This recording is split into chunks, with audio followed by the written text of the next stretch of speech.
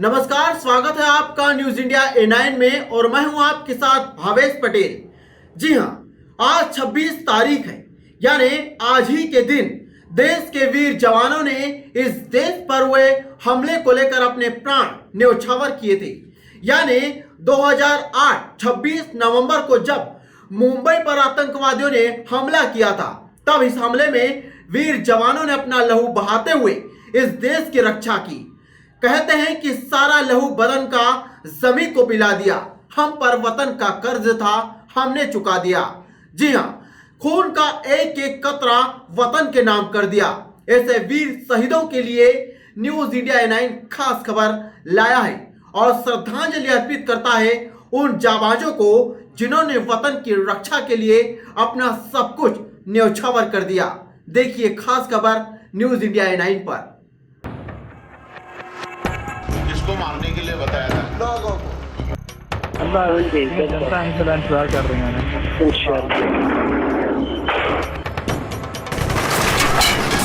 लश्कर Taiba train आने वाला था 11:30 बजे। गोली चलने लगा, सब गिर गए। बस गया वहाँ पर बम पड़ी है।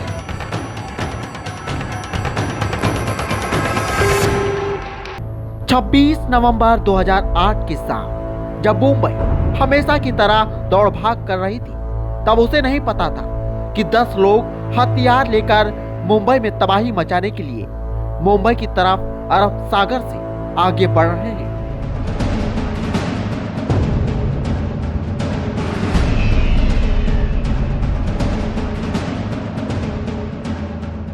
उनके हैंडलर पाकिस्तान से बार बार तबाही मचाने के लिए आदेश दे रहे थे। उस रात ठीक 8:20 पर अजमल कसाब और उनके 9 साथियों ने मुंबई में कदम रखा। उनसे कहा, तुम्हारा सबसे बड़ा हथियार है उन्हें अचरज में डालना। उन्हें सिखाया गया था कैसे टैक्सियों में टाइम बम लगाया जाए ताकि वो पूरे शहर में बारी बारी से फटकर भारी तबाही मचा सके।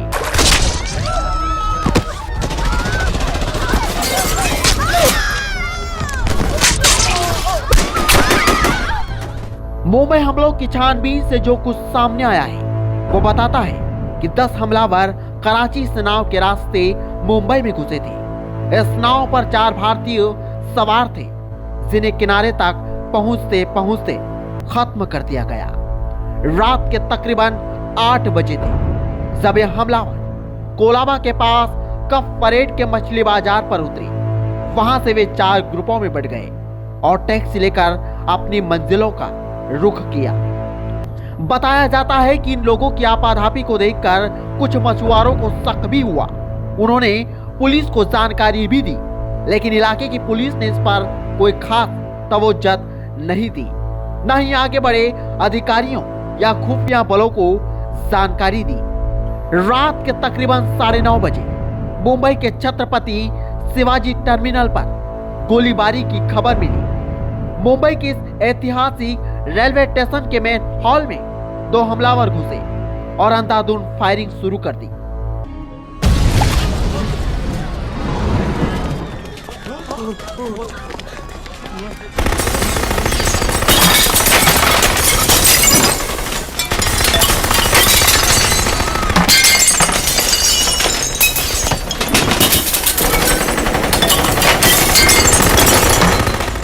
इनमें एक मोहम्मद अजमल कसाब था जिसे अब फांसी दी जा चुकी है। दोनों के हाथ में AK-47 राइफलें थी और 15 मिनट में ही उन्होंने 52 लोगों को मौत के घाट उतार दिया।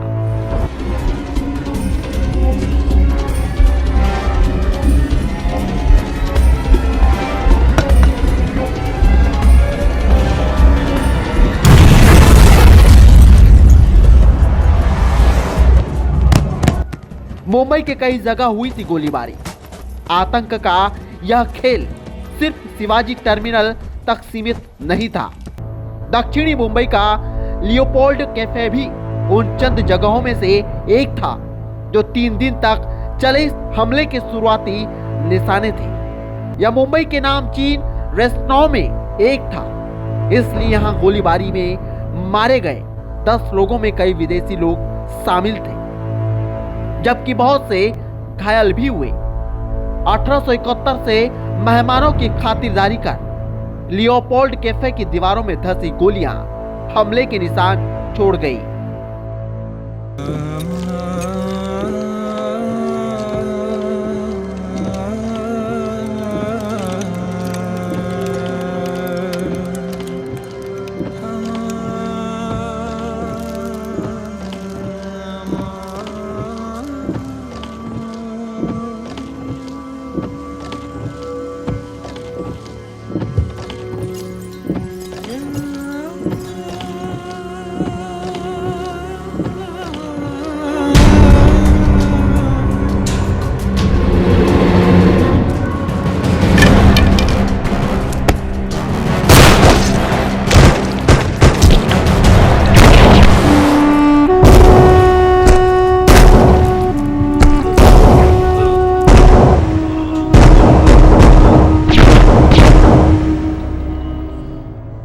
वहीं 10:40 पर विले पार्ले इलाके में एक टैक्सी को बम से उड़ाने की खबर मिली, जिसमें ड्राइवर और एक यात्री मारा गया।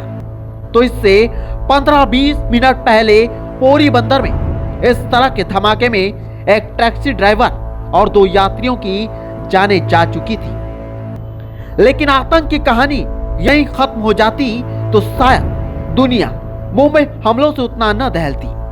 26/11 के 3 बड़े मोर्चे थे। मुंबई का ताज होटल, ओबराय ट्राइडेंट होटल और नरीमन हाउस। जब हमला हुआ तो ताज में 450 और ओबराय में 380 मेहमान मौजूद थे। खास तौर से ताज होटल की इमारत से निकलता हुआ धुआं बाद में हमलों की पहचान बन गया। जिसको मारने के लिए बताया था। लोगों को जनता इंतजार कर रही हैं।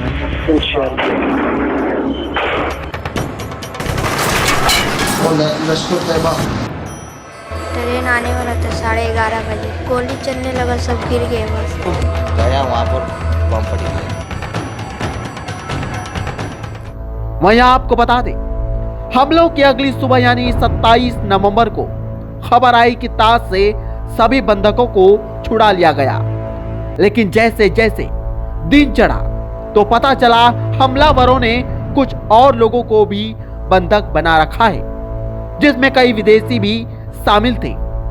हमलों के दौरान दोनों ही hotel rapid action force, marine commando और national security guard NSG commando से घिरे रहे। 3 दिन तक सुरक्षा बल आतंकवादियों से जूझते रहे। इस दौरान धमाके हुए, आग लगी, गोलियां चली और बंधकों को लेकर उम्मीद टूटती जुड़ती नजर आई। खा के 3-4 लोग हैं जो बंदूकें लेके भाग रहे थे नीचे इन द लॉबी। सो वो जब अंदर दौड़ के उन्होंने बताया, कहते 4-5 लोग हैं, उनके हाथों में गन्स है, दरवाजे बंद कर लो।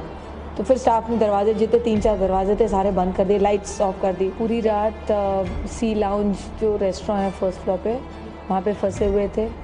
20-25 लोग और थे हमारे साथ, स्टाफ था ताज का। They were really helpful and it was bad, very bad. Gun fire रात भर चलती रही, हैंड ग्रेनेड्स थ्रो किए जा रहे थे। और फिर आग लग गई वहाँ पे 3-3 के करीब। तो वो ऊपर से सीलिंग से ऑटो स्प्रिंकलर्स चालू हो गए। So there was water flowing all around and हम सारे पानी में लेटे हुए थे। वो गन फायर तो चली रही थी बाहर, और बाहर एब्सोल्यूट सन्नाटा था। So that was like very scary. Lashkar Taiba train आने वाला था 11:30 बजे। गोली चलने लगा, सब गिर गए बस। हमले के वक्त ताज में अंतर्राष्ट्रीय व्यापार पर यूरोपीय संघ की संसदीय समिति के कई सदस्य भी शामिल थे। हालांकि इनमें से किसी को कोई नुकसान नहीं हुआ। हमलों की जब शुरुआत हुई तो यूरोपीय सांसद के ब्रिटिश सदस्य सज्जाद करीम ताज की लॉबी में थे, तो जर्मन सांसद एरिका मान को अपनी जान बचाने के लिए इधर उधर छिपना पड़ा था। ओबराय में मौजूद लोगों में कई जाने माने लोग थे। इनमें भारतीय सांसद एन कृष्णदास भी शामिल थे, जो ब्रिटेन के जाने माने कारोबारी सर गुलाम नून के साथ डिनर कर रहे थे। हमलावरों ने नरीमन पॉइंट को भी कब्जे में कर लिया था। उधर 2 हमलावरों ने मुंबई में यहूदियों के मुख्य केंद्र नरीमन पॉइंट को भी कब्जे में ले रखा था। कई लोगों को बंधक बनाया गया। फिर एनएसजी के कमांडोज ने नरीमन हाउस पर धावा बोला और घंटों चली लड़ाई के बाद हमलावरों का सफाया किया गया, लेकिन एक एनएसजी कमांडो की भी जान चली गई। वह एनएसजी कमांडो ने हमलावरों का सफाया कर दिया, लेकिन इससे पहले ही बंधकों की लाशों का ढेर होटलों के अंदर देखने को मिला। 160 से ज्यादा लोगों की जानें चली गई। 29 नवंबर की सुबह तक 9 हमलावरों का सफाया हो चुका था और अजमल कसाब के तौर पर एक हमलावर पुलिस की गिरफ्त में था। स्थिति पूरी तरह नियंत्रण में आ चुकी थी, लेकिन इस हमले में लगभग 160 से ज्यादा लोगों की जान जा चुकी थी और इसमें कई जवान भी शामिल थे।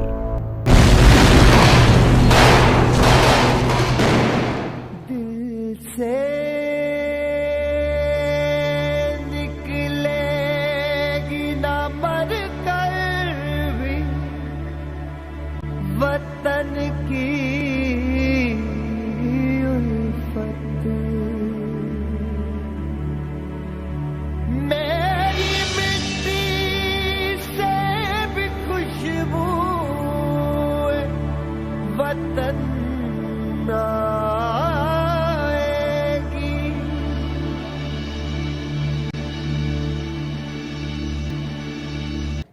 तो ये थी जाबाजों की वो वीर कहानी जिन्होंने इतिहास लिख दिया स्वर्णिम अक्षरों से।